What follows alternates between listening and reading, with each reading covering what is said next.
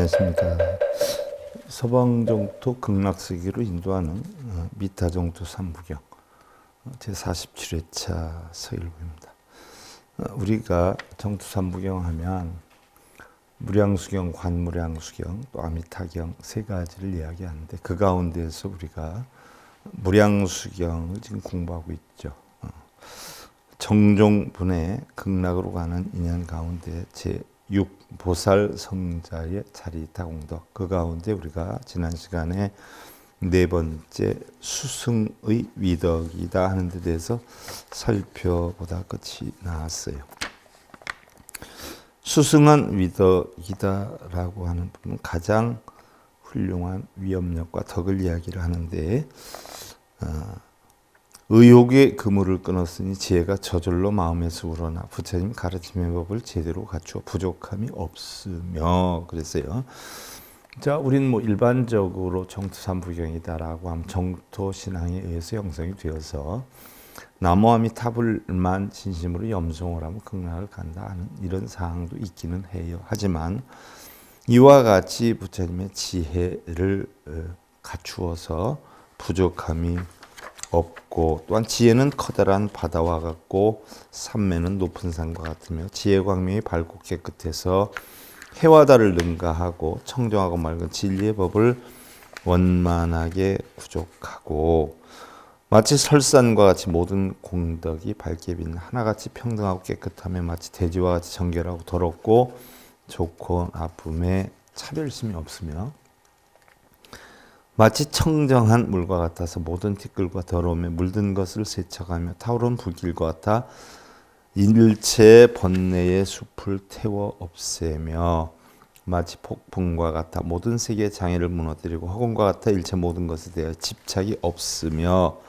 마치 연꽃과도 같아 모든 세가 안에 오염되지 않고 큰 수류와 같아 중생들을 싣고 생사의 바다를 빠져나오며 마치 짙은 구름과 같아 진동하는 큰 대법문의 벼락으로 같이 깨닫지 못한 자를 깨닫게 하며 큰 비와 같아 감노의 법으로 중생들을 윤택하게 하며 이와 같이 금강이 허공이죠.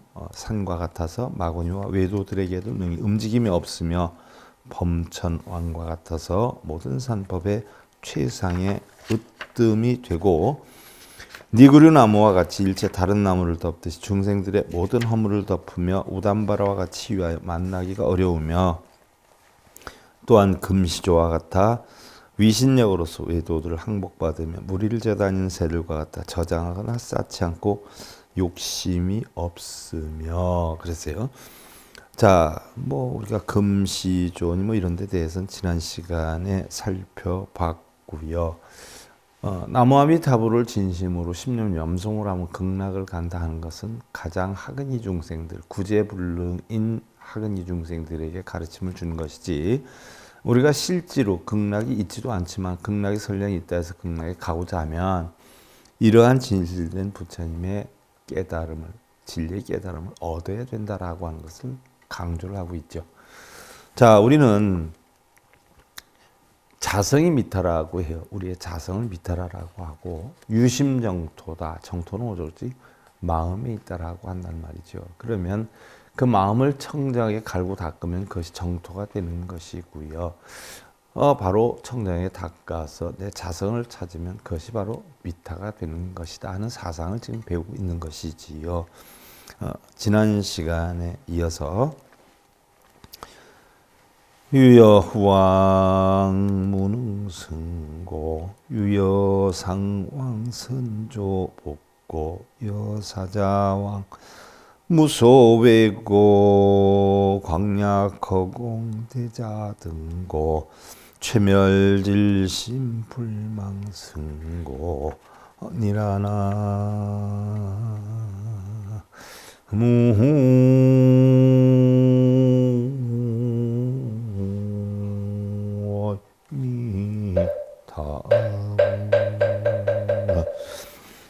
유여우왕 무능승고 유여상왕 선조복고 여사자왕 무소외고라 그랬어요. 마치 황소와 같아, 본성과 같아.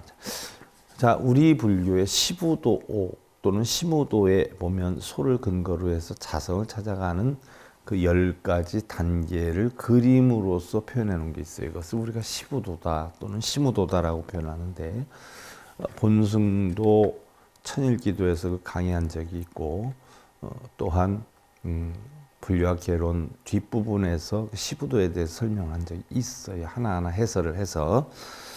자, 우리 불가에서 소를 나타내는 것은 우리의 본성, 성품을 나타내죠. 그래서 소를 타고 소를 찾고 있느냐 하는 화두를 많이 쓰기도 해요. 그것은 모르는 사람들은 실제로 소를 타고 있으면서 소를 찾는 줄 아는 사람들이 많은데, 본래의 뜻은 그건 아니죠.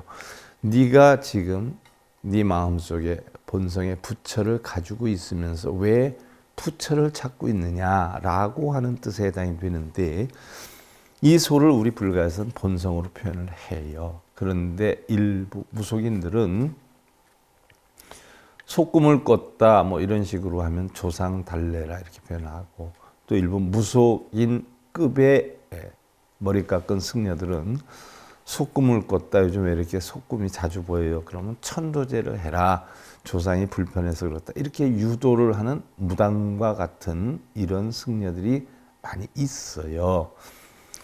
그런데 우리 불가에서는 소를 분명히 본성으로 표기를 하고 있다는 것을 마음속으로 아시고, 설령 뭐 소꿈을 꿨는데 뭐 조상이 이상하다, 천도제를 지내라는 스님이 있으면 두 소리 하지 말고, 소는 우리 불가에서는 본성을 뜻하는 것으로 알고 있는데 스님이 공부를 좀 더 하셔야 되겠네요 하고서는 그냥 조용히 일어나서 나오면 돼요.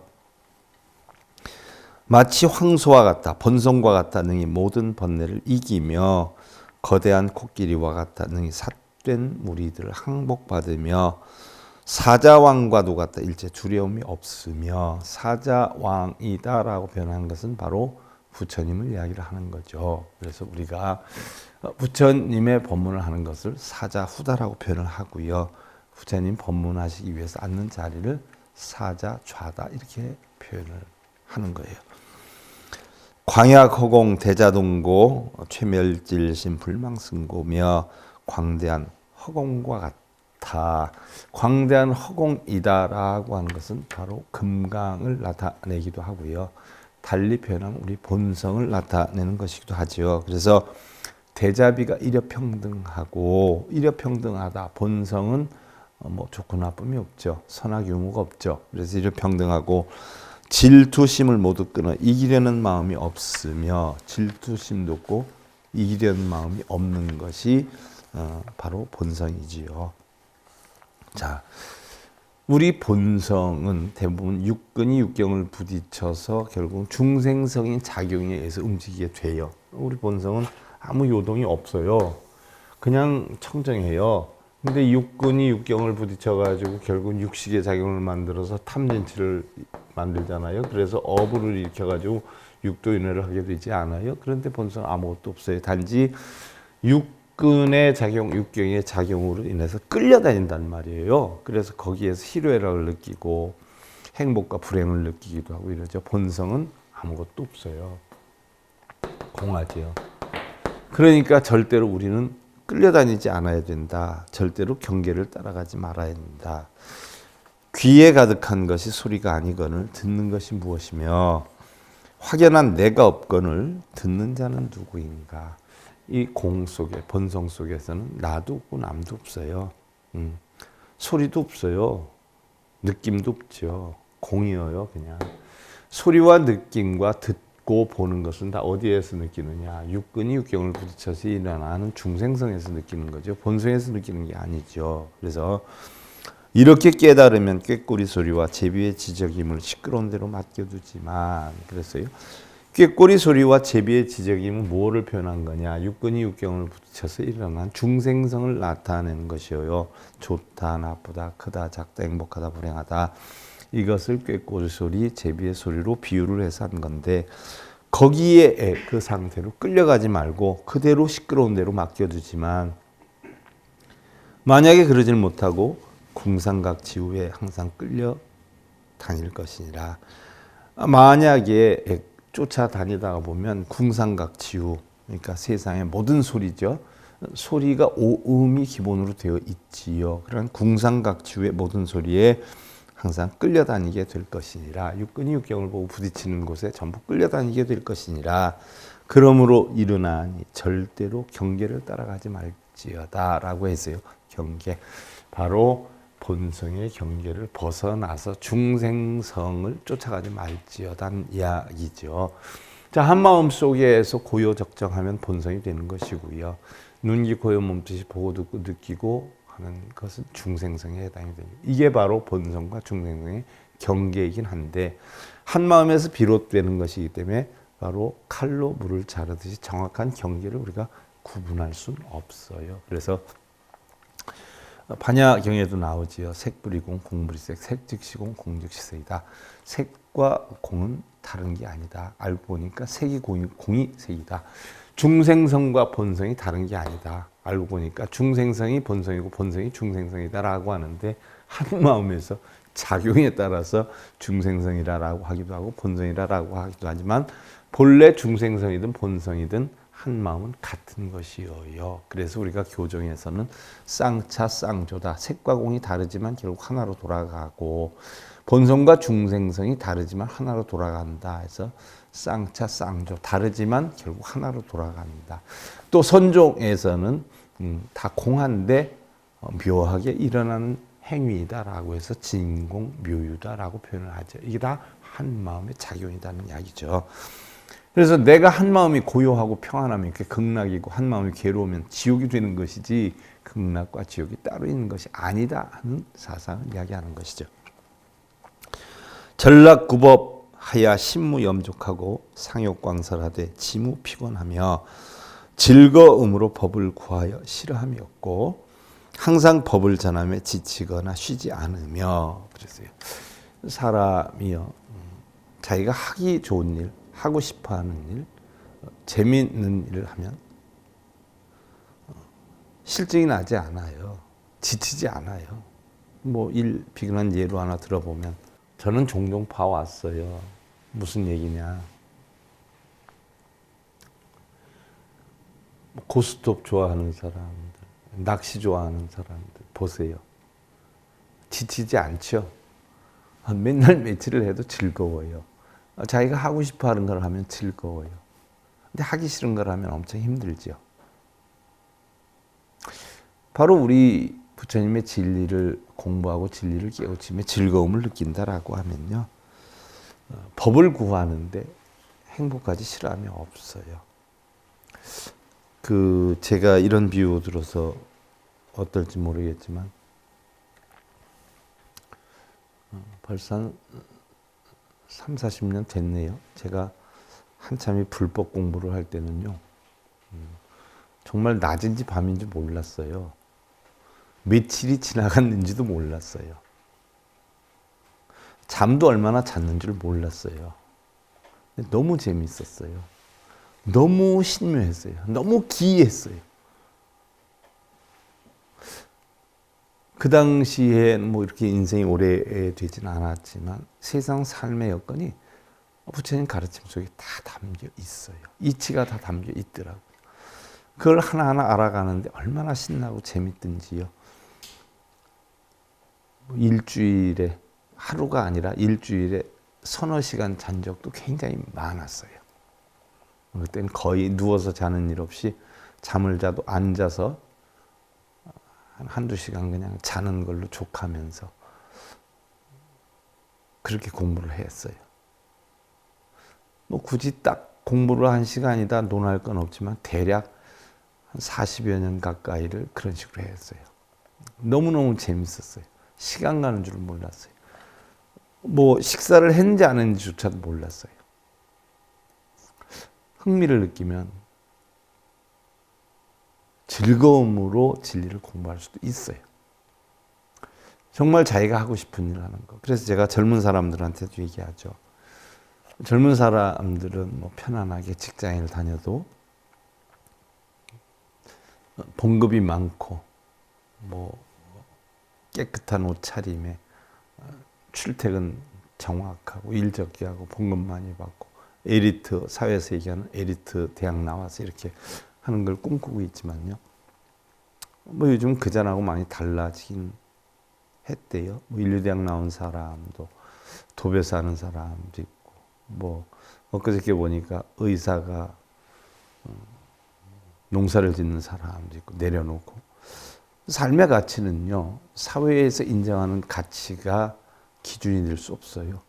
자기가 가장 즐겁게 할 수 있는 일, 행복하게 할 수 있는 일을 무던히 하고 산다면 그게 가장 행복이 아닌가 하는 생각을 해요.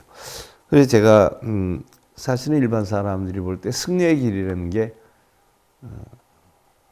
쉬울 것 같지만 사실 상당히 힘이 들거든요. 수행할 때는 그렇게 많이 비유를 하대요.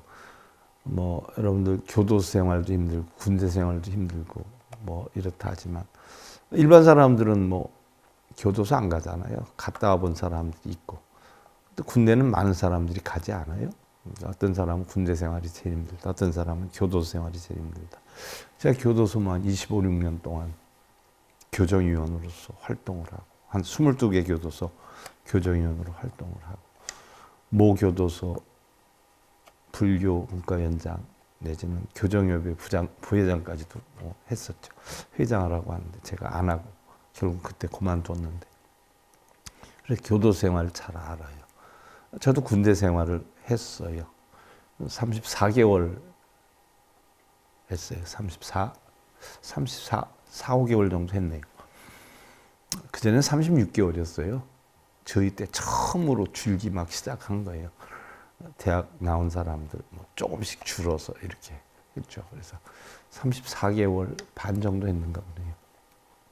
군대 생활도 했어요. 또 중 생활도 했어요.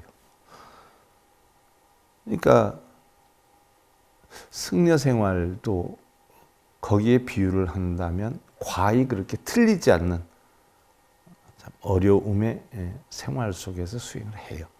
물론 다 그런 건 아니에요. 다 그런 건 아니지만 누구한테 우리가 억압을 받고 제약을 받는 거, 규제를 받는 게 사실 제일 힘들거든요. 그래서 규제받는 생활이라는 게 힘들어요. 뭐 승려가 됐든 군인이 됐든 뭐 그게 힘든 게 아니라 실제 생활은 뭐 그렇게 큰 어려움이 없죠. 근데 규약을 받고 규제를 받는다, 단체 생활을 한다라고 하는 게 참 힘이 들죠. 그래서 그게 그렇게 넉넉함이 없었어요. 근데 단체 생활을 그만두고 제가 개인적으로 움직이면서 불법을 배우는 그 즐거움을 느끼기 시작해서 뭐 지금까지도 사실은 몸이 안 따라줘서 못하면 못했지, 시간이 되면 그냥 늘 즐거워요. 너무너무 즐거워요. 그래서 자기 하는 일에 즐거움을 느낄 수 있는 것처럼 행복함이 없다, 저는 이렇게 생각을 해요. 그래서 즐거움으로 법을 구하여 싫어함이 없고 항상 법을 전함에 지치거나 쉬지 않으며, 그렇죠. 재미있어요. 법을 전하는 것도. 근데 늘 안타까운 건 이 바른 법을 전하는데 그것을 믿어주지 않는 불자들, 그냥 자기네 욕심 내세우기 위해서 빌고 절하고 이런 거 쫓아다니는 사람들 보면 그게 안타깝죠. 그래서 바른 법을 따라온 사람이 많지 않아요. 아쉬움이 있으면 그게 좀 아쉬울까. 그러나 18불공법에 보면 나오지 않아요. 부처님은 당신의 불법의 가르침을 받아도 좋아하지 않고 안 받아도 싫어하지 않고, 그게 바로 보살 또는 부처의 일반인과 다른 불공법이란 말이죠. 근데 저는 아직 중생이다 보니까 바른 법을 배우려고 하는 사람이 있으면 기쁘고 없으면 좀 아쉽고 그러죠. 근데 어떻게 됐든 받아들인 사람이 받아들이든 안 받아들이든 그거 상관없이 그냥 열심히 전하는데, 불법을 전하는데 제 임무 수행을 목적으로 하고 있죠. 바로 그 얘기죠. 항상 법을 전함에 지치거나 쉬지 않으며 격법고 건법당하며 유해일하여 제치암하고 수육화경하여 상행법시하며 지용정진하여 신불퇴약하고, 진리의 북을 치고 법의 깃발을 세우며, 진리의 북을 친다라고 하는 것은 진리라고 한 북이 따로 있나요? 따로 있나요? 제가 그 전에 처음으로 지금부터 한 40년 전이네요. 회보를 만들었어요. 그 회보 제목이 북소리였는데 북이라는 것은 진리를 뜻하는 것이고요. 소리라는 것은 전하는 걸 뜻해요. 진리를 전하는 거. 왜 북을 치면 소리가 전해지잖아요. 그 북을 우리는 부처님 진리로 보고 소리는 바로 진리를 전하는 거예요. 그래서 진리의 북을 치고 법의 깃발을 세우며 법의 깃발 옛날에는 당번이다라고 해가지고 세워놨잖아요. 당기다 해가지고 그래서 보편적으로 전쟁 때 뭐 우리가 삼국지 같은데 보면 뭐 관우 부대다 아니면 뭐 유비 부대다 뭐 아니면 뭐 장비 부대다 이게 나오지 않아요? 그럼 깃발을 들지 않아요. 유비는 유자 쓰고 관우는 관자 쓰고 장비는 장자 쓰고 그래서 깃발 들고 다니. 그게 이제 당기어요. 거기다 이제 글자를 쓰는 게 번이죠. 번. 그래서 바로 법의 깃발을 세운다라고 하는 것은 진리를 전하는 정법의 깃발을 세운다는 것이고 지혜의 광명으로 어리석음의 어두움을 없애고 그랬어요. 자, 우리 이 어두움이라는 것은 무명 때문에 형성이 돼요. 무명이 왜 생겨요? 전부 있다라고 하는 집착, 탐욕심 때문에 생긴단 말이죠. 그런데 지혜다라고 하는 것은 세상의 모든 만법은 다 일체 공하다는 이치죠. 그러니까 우리가 뭐 탐욕심이 일어나는 건 있다라고 하는 생각 때문에 집착이 되니까 공한 마음의 이치를 깨달으면 그 어둠의 이치가 무너지는 거죠. 그래서 지혜 광명으로 어리석음의 어둠을 없애고 육화경을 닦아 항상 법을 베풀며 용맹정진으로 물러서는 마음이 없나니 그랬는데 육화경행이라고 하는 것이요. 우리 불가에서 단체 생활을 하는데 꼭 지켜야 할 사항이지요. 꼭 지켜야 할 사항이에요. 그러면 뭐를 지키느냐? 바로 부처님 제셋이에요. 아무리 부처님이 계셨지만 파벌 싸움이 없었겠어요? 파벌 싸움이 꽤 일어났어요. 예를 들어서 출가한 지 오래됐다. 처음 출가했다. 처음 출가했는데 나이가 많다. 근데 출가한 지 오래됐는데 나이가 적다. 그러면 출가한 지 오래된 사람은 법납으로 무게를 잡고 출가한 지 얼마 안 됐어도 나이가 많은 사람은 나이를 가지고 무게를 잡아요. 어린 놈이. 출가한 지 얼마 안 된 사람이. 그러니까 우리 불가에서는 차설을 어기지 말아라 라고 하는데 출가의 순서예요. 법납의 순서예요. 그래서 나이가 많든 적든 출가 순으로 위아래를 정하죠. 옛날에 효봉스님 같은 경우는 38살에 출가하셨잖아요. 또 그 운어 큰 스님도 30대 출가를 했단 말이에요. 늦깎이란 말이죠. 효봉스님이 늦깎이로 뭐 우리나라 최초의 판사 아니에요. 그죠? 그래서 출가해서 독립운동했던 사람들이 사형을 당하는데 자기는 판사로서 아무 권한이 없어요. 위에서 시킨 대로 사형 언도해라 라고 하니까 사형 언도하고 꽝꽝꽝 이뿐이 할 게 없었어요. 뭐 한국인 일제시대 판사 거기에 속이 상해가지고 독립운동했던 사람들을 사형 언도를 내리고 거기에 속이 상해서 뛰쳐나와가지고 결국은 다 버리고 산으로 다니면서 옛날에 엿장사들 알아요, 여러분들? 지게에다가 나무판떼기 서너 개 해고 그 속에 엿 넣어가지고 엿팔로 다니는 그 엿팔로 다니는 행상을 했어요. 그러다 결국 금강산에서 출가를 결심하죠. 출가를 결심하는데 뭐 엿장사가 출가한 데니까 우습게 생각을 했죠. 스님이. 사실은 우리나라 최초의 판사 출신인데 그래서 출가를 하는데 우습게 생각하고서는 아예 쓸데없는 소리 하지 말고 가라고 했는데 꼭 출가하겠다고 라고 하니까 그러면 저를 어떻게 쫓아보낼까? 맨날 출가시켜달라고 쫓아오니까 귀찮으니까 내쫓아버리려고 바늘을 하나 들고 가서 그때 이제 5, 6월 달 정도 되는데 못 심은 지 얼마 안 돼요. 그래서 모들이 좀 자랐지요. 근데 잘 봐라 하고서는 고개에 돌려 눈 감아 해놓고 휙 던져놓고 내가 저기에다 바늘을 던졌으니까 수행을 하려면 인내가 강해야지 하지 그렇지 않으면 못한다. 그래서 내가 던진 바늘을 찾아오면 내 출가를 시켜주고 아니면 아예 오지도 말고 그냥 내려가라. 쫓아버릴 그런 마음으로 했는데 하루 지나 이틀이 지나 안 와서 내려갔는가 보다 하는데 3일째 되는 날 완전히 온몸이 다 진흙벌이 돼가지고 스님하고 들어와. 뭐냐 하고 보니까 이 바늘 맞습니까 하고 찾아온 거. 그걸 보고 깜짝 놀래가지고 그래서 출가를 시키지 않아요?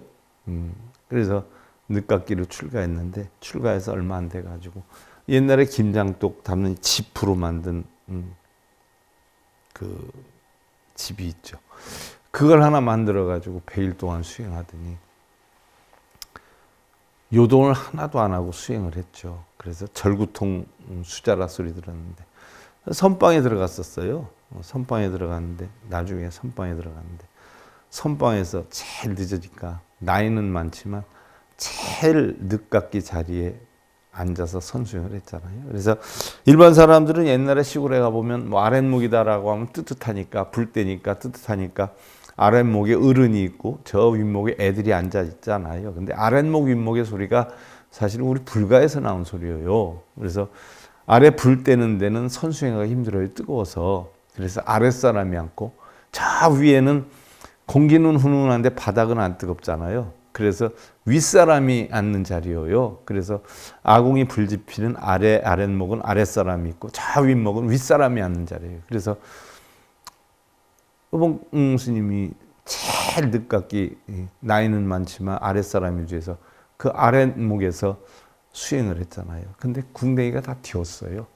튀어가지고 다 짓물르고 막 이래가지고 방석을 깔았는데 방석하고 이 짓물은 진물 같은 게 나와가지고 달라붙어서 방석이 일반 뭐 이런 손방석 같은 게 아니라 대자리 방석 같은 거였어요. 그래서 그걸 깔고 앉아서 했는데 그게 다 진물이 나가지고 튀어서 그래서 달라붙었었어요.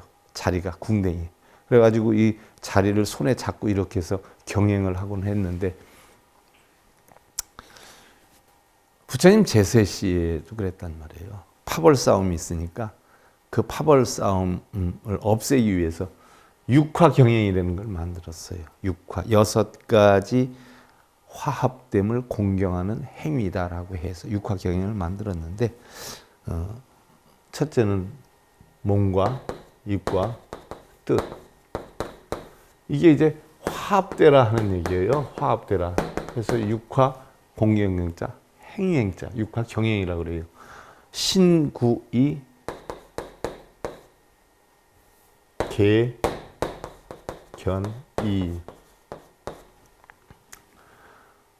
이 단체 생활을 하려면 육화경영을 꼭 지켜야 된다는 말이죠. 이게 제가 초발심 자격론에서 강의를 했던 부분이에요. 그래서 몸이 함께 예배해서 같이 업을 닫고 입으로 함께 찬양해서 입에 업을 닫고 뜻으로 같은 신심으로 뜻에 업을 닫고 또 계율을 실천해서 불법을 함께 따르고 함께 모든 법이 공안이치를 보고 의식을 함께 해서 이익을 골고루 나눈다. 이게 바로 육화경이에요. 그러니까 견에서는 바로 뭐예요? 공을 보는 거죠. 함께. 이게 불도 수행의 방법이에요. 근데 뭐 이루게 해달라고 비는 거 아니에요. 부처님 제세에서부터 있었던 게 공을 봐라. 공을 봐라. 그리고 뭐 스님들을 초빙해서 음식 대접하고 싶으면 하면은 공통되게 해라는 얘기예요. 공통되게. 그래서 순번을 정해놓고 뭐 한꺼번에 다 하든지 아니면 일부만 하면 순서를 정해놓고 차서에 의해서 움직이지 내가 좋아하는 사람이 있으니까 빼다가 하고 이런 거 없잖아요. 초발심 자격문에 다 강의해놨잖아요. 초발심 자격문을 강의를 들은 사람들은 이해를 하겠죠. 이게 육화경영이에요. 그래서 바로 육화경영을 닦아서 항상 법을 베풀고 용맹정진으로 물러서는 마음이 없나니.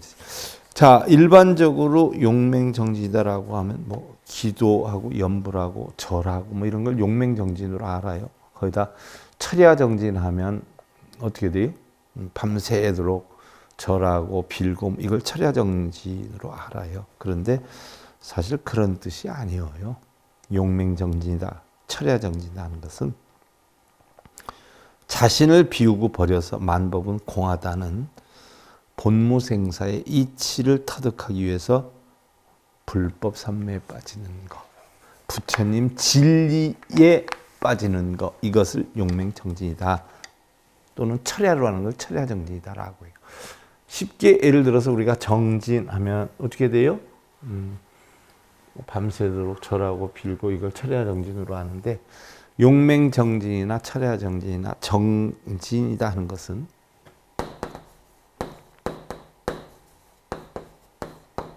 정신할 때 정자를 쓰잖아요. 나아가는 거예요. 마음을. 어떻게 나아가요? 자, 돌멩이가 있어요. 이런 바위가 있어요. 근데 금가루가 있어요. 금가루가. 근데 이런 금가루를 다 이 돌을 부셔서 채반에 걸러서 분별을 해서 금가루를 찾아낸단 말이에요. 이래서 금덩어리를 완성한단 말이죠. 이 돌을 재련하고 채취하고 부수고 여기에 있는 금가루를 찾아내는 것. 이와 같이 하는 것을 뭐라 그러냐? 정진이라 그래요. 그럼 정진은 절하고 빌고 하는 게 정진이 아니라 우리 마음속에 있는 탐진치, 걱정, 근심, 번뇌 이런 것들을 말끔히 제거해서 본래 마음, 본성의 마음을 찾아내는 걸 우리는 정진이라고 그래요. 이걸 강력하게 하는 걸 용맹정진이라고 그러고 밤새도록 하는 걸 철야정진이라고 그래요. 그러지 뭐 절하고 빌고 밤새도록 타불타불 이게 정진이 아니에요. 근데 그렇게들 많이 가르쳐주고 있더라고요. 다시 한번 얘기하지만 참 공부들 좀 했으면 좋겠어요. 머리 깎은 스님들. 위세등명하며 최승복전이요 상위사도하여 등무징하며 세상의 등불이 되어서 가장 수승한 복받이 되고 항상 중생을 평등하게 인도하는 스승으로 사랑하고 미워하는 차별이 없으며, 자, 본성을 찾으면 순금과 같은 본성을 찾으면 차별하는 마음이 없잖아요. 유락정도하고 무여흔척하며 발제육자하여 이안군생하니 공덕수승하여 막불존경이리라. 오직 바른 진리만을 즐기고, 바른 진리 뭘 하면 복이 온다, 업장소멸 한다 이 얘기 아니고 다른 기쁨과 싫음이 없으며 모든 탐욕을 빼내어 중생들을 안온하게 하니, 탐욕을 빼내죠. 뭐로? 정진으로. 공덕이 수승하여 존경받지 않을 수 없느니라.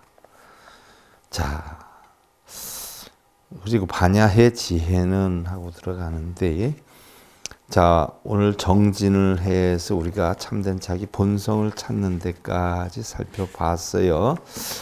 자, 오늘 정토 삼부경 무량수경 가운데 제 47회차 이것으로 마치고 다음 시간에 이어서 반야의 지혜를 살펴보도록 하겠습니다. 자, 감사합니다.